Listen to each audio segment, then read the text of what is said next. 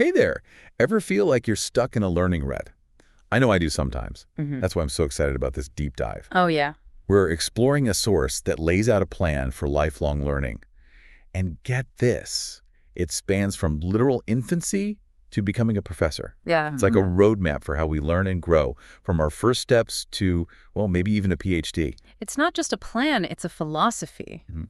What's fascinating here is how this source views learning as this continuous, interconnected journey. It's about more than just acquiring facts. It's about cultivating this mindset of insatiable curiosity from the very beginning. Okay, so starting with those early years, babies and toddlers, the source seems to really emphasize play. Yes. I mean, more than I would have thought. Mhm. It's not about flashcards and structured lessons. It's building blocks, sensory experiences, and just letting those little brains explore. And there's a reason for that. Yeah. The source actually suggests that unstructured play is more beneficial for cognitive flexibility than structured learning at that age. Interesting. Think about it. When a child is building a tower with blocks, they're problem-solving, experimenting with spatial reasoning, and developing their fine motor skills all at the same time. So it's not just about keeping them entertained. It's about wiring their brains for future learning through play. Exactly. But what about when they hit preschool? Do things shift? It does evolve. As kids move into preschool, we start to see the introduction of basic concepts. But the source stresses that even those should be introduced through play. This isn't about rote memorization. It's about creating positive associations with learning.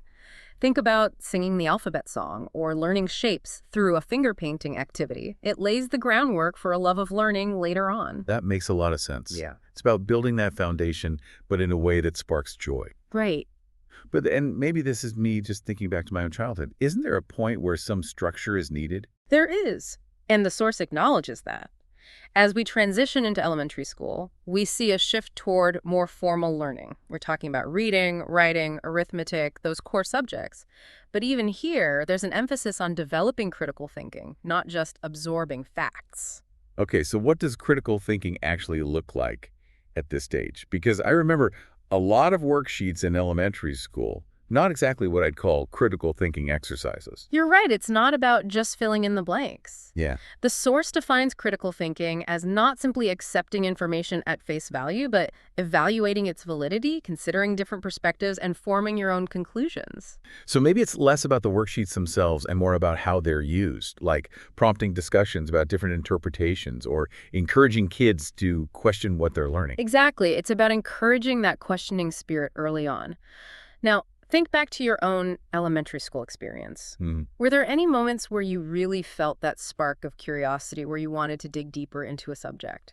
Oh, absolutely. I remember a project we did in 4th grade about ancient Egypt. Oh, wow. We got to research different aspects of their culture, build models of the pyramids, and even write our own hieroglyphics. Yeah. It was so much more engaging than just reading a textbook. And that kind of project-based learning is exactly what this source advocates for. Really? It allows students to apply what they're learning in a meaningful way, fostering that deeper understanding and, more importantly, that love for exploration. I see. And as we move into high school, that drive to explore really takes center stage. Because high school is all about finding your passion, right? Yeah. It's that time when you can start to explore different subjects in more depth, maybe take some advanced classes, even get involved in internships or extracurriculars. I remember feeling this immense pressure to figure out what I wanted to do with my life. It's a time of incredible growth and self-discovery, but it can also feel overwhelming. The source highlights the importance of using high school as a testing ground for your interests. This is where you start to connect your learning to potential career paths, whether through specific courses like AT biology or hands-on experiences like volunteering at a local hospital. It's about more than just prepping for college applications. It's about discovering what truly makes you tick. Exactly. And that, I imagine, leads us into the next stage of this learning journey, college. But before we get there, I'm curious. If you could go back and give your high school self some advice about learning, what would it be? That's a great question. I think I would tell myself to worry less about grades and more about following my curiosity, to embrace the learning process itself, even if it means venturing outside my comfort zone. I love that. Because sometimes the pressure to achieve a certain GPA can overshadow the joy of discovery, right? Mm-hmm. It's easy to get caught up in the destination and forget to enjoy the journey. Exactly. And that's a mindset that carries over into college and beyond. Yeah. Speaking of college, are you ready to dive into that next stage of this lifelong learning roadmap? College, the land of late-night study sessions. Yeah. Questionable cafeteria food. Right. And diving headfirst into a subject you're passionate about. Right. I remember feeling this incredible sense of freedom to explore and really go deep. That's a great way to put it. The source describes college as this immersive experience where you're not just learning about a field, you're engaging in it. Think about research projects, lab experiments, even presenting your own findings at conferences. You're not just absorbing knowledge, you're contributing to it. It's like you're transitioning from student to scholar, in a way. Yeah. But the source also highlights that this is about more than just accumulating knowledge. It talks about honing critical thinking skills to a razor-sharp edge. Absolutely. And that's where the source gets really interesting. Oh, It argues that college isn't just about acquiring specialized knowledge in your field. okay. It's about developing the ability to think critically across disciplines, to connect the dots, see patterns, and challenge assumptions. So it's not just about becoming a walking encyclopedia of facts in your chosen field. Right. It's about being able to apply those critical thinking skills to any problem, any situation. Exactly. But this source is specifically focused on a path towards education, right? Yes. So how does all this tie into becoming a professor? That's where we see this beautiful culmination of the learning journey. Okay. Because all those skills you've honed, critical thinking, research, communication, problem solving, they become the foundation for a career in education. You're not just teaching content, you're teaching students how to think, how to learn, how to become lifelong learners themselves. It's like this incredible full circle moment. You start as a student immersed in learning, and then you guide others on their own learning journeys. But, and maybe this is a naive question, do professors ever stop learning? I mean, they're the experts, right? That's a great question, and it gets to the heart of what this source is really about. Yeah. Because the answer is a resounding no. Wow. True experts never stop learning. In fact, the source emphasizes that for professors, lifelong learning is essential. So it's not about reaching some pinnacle of knowledge and then just coasting. Not at all. Think about it. The world is constantly changing. Research is always evolving. New pedagogical approaches are being developed. A professor who isn't actively engaged in learning risks becoming stagnant, out of touch. Yeah, it makes sense. Yeah. It's like if you're going to be guiding others on their learning journey, you need to be constantly charting new territory yourself. Right. But I have to admit, the thought of becoming a professor, it all sounds so intellectual. I don't know if that's quite my path. And that's perfectly fine. Remember, earlier you were talking about feeling stuck in a learning rut. Yeah. This source, while focused on education, gives us a framework for lifelong learning that applies to any field, any passion. So you're saying that this model play, exploration, focused study, critical thinking, mentorship, it's not just for academics, it's for everyone. Exactly. Think about it.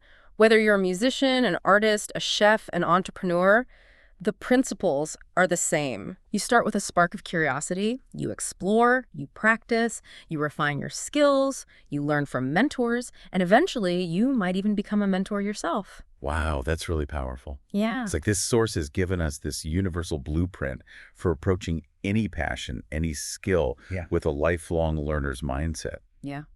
But I have to ask, what about those of us who didn't take the traditional academic route? Does that mean we've missed the boat on this whole lifelong learning thing? Not at all. Remember, learning isn't confined to classrooms or degrees. Right. It's about cultivating that mindset of curiosity, of seeking out new knowledge and experiences regardless of your background or career path. That's so reassuring. Yeah. Because I think there's this misconception that if you didn't go to college or if you didn't pursue a certain career path, then you're somehow behind in the learning game.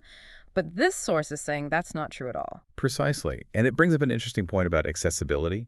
This source focuses on a very specific path, becoming a professor, but the underlying message is about democratizing learning. It's about empowering everyone to become lifelong learners, regardless of their background or circumstances. That's a really important point because if learning is truly a lifelong journey, then it needs to be accessible to everyone, not just those who follow a particular academic path. But I'm curious, if this model can be applied to any field, what would it look like in, say, a creative field, something like music? That's a fascinating question. Yeah. Imagine applying this framework to the world of music. Okay. You might start with toddlers banging on pots and pans, exploring rhythm and sound. Then, in elementary school, they might join the school band, learning to read music and play an instrument. In high school, they might form their own band, experimenting with different genres and songwriting, and maybe even start performing at local venues, getting that real-world experience. And in college, they could study music theory, composition, even music production. And then who knows? Yeah. Maybe they become a professional musician, touring the world. Or maybe they become a music teacher, inspiring the next generation of musicians. Or maybe they combine both, Yeah. like so many successful artists do. Exactly. It's amazing to see how this model, which initially seems very specific to education, can be adapted to fit any passion, any dream. And that's the beauty of it. Yeah. It's a framework, not a rigid set of rules. But you mentioned something earlier that I want to come back to. Yep. You were talking about feeling stuck in a learning rut. Right. Do you think this source has given you any ideas about how to break out of that? It has, actually. I think what's resonated most with me is this idea that learning doesn't have to be this big, formal undertaking. It can be woven into our everyday lives. Right. It's about noticing those little sparks of curiosity and then following them wherever they might lead. That's the key. This source reminds us that lifelong learning isn't about chasing degrees or titles. It's about staying curious and engaged with the world around us. It's about those everyday moments where we choose to learn something new, even if it's just for the pure joy of it. So it's less about signing up for a course and more about noticing those learning moments that pop up all the time, like striking up a conversation with someone who has a different perspective, or finally tackling that DIY project I've been putting off. Exactly. Maybe you pick up a book on a topic you've always been curious about but never had the time to explore. Yeah. Or you watch a documentary that challenges your preconceived notions. It's about those small, deliberate choices we make to feed our minds and expand our horizons. You know, thinking back to our earlier conversation about feeling stuck, Yeah. I think that's where I was going wrong. I was waiting for some big, life-altering learning opportunity to come along instead of recognizing all the little ways I could be learning and growing every day. And that's a trap a lot of us fall into. We think of learning as this separate activity, something we do in a classroom or with a textbook. But the truth is, learning is happening all around us all the time. Right. It's just a matter of tuning in and paying attention. So how do we do that? How do we cultivate that always be learning mindset in a way that feels sustainable and, dare I say, enjoyable? Because I'm all for lifelong learning, Right. but I also don't want to feel overwhelmed by it. That's a great point. It's about finding that sweet spot between intentionality and ease.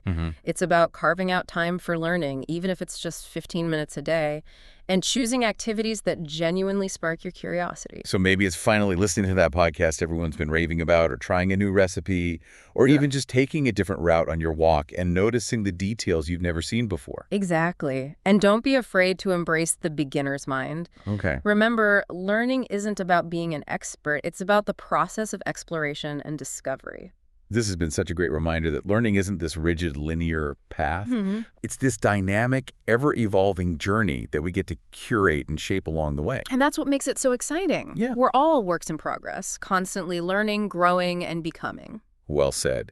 This deep dive has really shifted my perspective on what it means to be a lifelong learner. It's not about reaching a destination. It's about embracing the journey with all its twists, turns, and unexpected discoveries. And who knows where that journey might lead you. Yeah. You might surprise yourself with what you're capable of learning and achieving.